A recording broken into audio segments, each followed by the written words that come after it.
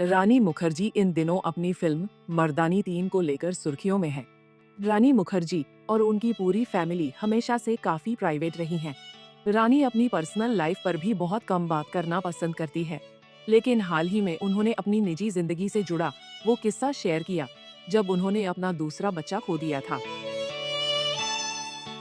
रानी मुखर्जी ने बताया कि जब उनका मिसकैरेज हुआ तब वह लाइफ के सबसे मुश्किल वक्त से गुजर रही थी। तब उन्हें Mrs Chatterjee versus Norway film offer हुई थी, जिसने उन्हें बच्चे को खोने के दर्द से बाहर निकलने में काफी मदद की। रानी मुखर्जी ने कहा कि मिसेस चटर्जी वर्सेस नॉर्वे की कहानी मेरे पास एक ऐसे मोड़ पर आई थी जब मैंने अपना दूसरा बच्चा खो दिया था। उस वक्त मेरे अंदर जो खालीपन और दुख था वह बहुत ज्यादा था।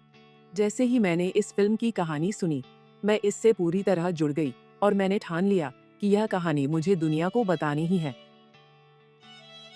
Film Mrs Chatterjee versus Norway की कहानी में दिखाया गया था कि कैसे एक माँ अपने बच्चे से अलग होने के दर्द को झेलती है। रानी के मुताबिक इस रोल ने न सिर्फ उनका दर्द कम किया, बल्कि समाज की बड़ी सच्चाइयों को भी उजागर किया। उन्होंने विदेश में रहने वाले परिवारों की मुश्किलों और खासकर मदर्स पर पड़ने वाले इमोशनल इफेक्ट के बारे में बात की। 2023 में आई इस मूवी ने रानी को नेशनल अवार्ड दिलवाया था।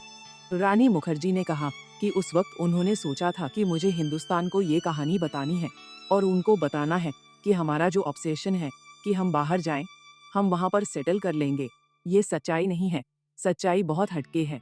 अपने बच्चों के बिना एक माँ का क्या हाल होता है, और आपका बच्चा आपकी आंखों के सामने आपसे कोई लेकर चला जाए तो उस माँ पर क्या गुजरती है, बच्चों पर क्या गुजरती है, वो दिखाना था।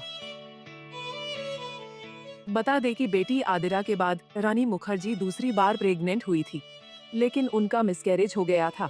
वह 5 महीने की प्रेग्नेंट थी।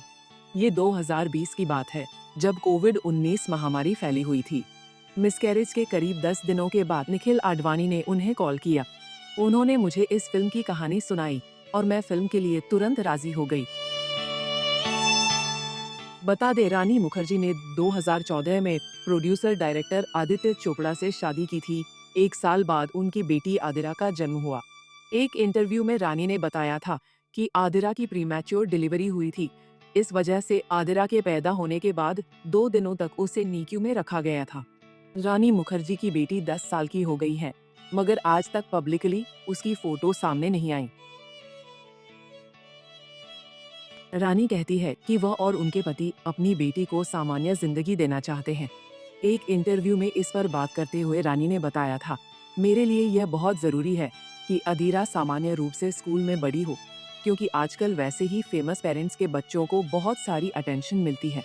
मैं चाहती हूँ कि अदीरा इस बात को समझे कि वह इसलिए खास नहीं है क्योंकि वह किनके घर पैदा हुई है।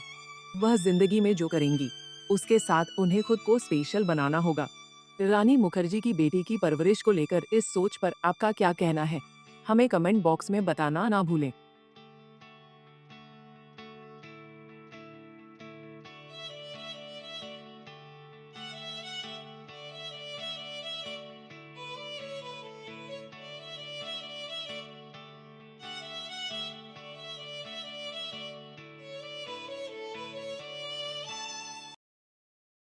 ऐसे ही और वीडियोस के लिए आप नारी के पेज को YouTube पर सब्सक्राइब, फेसबुक पर लाइक और इंस्टा पर फॉलो करना ना भूलें।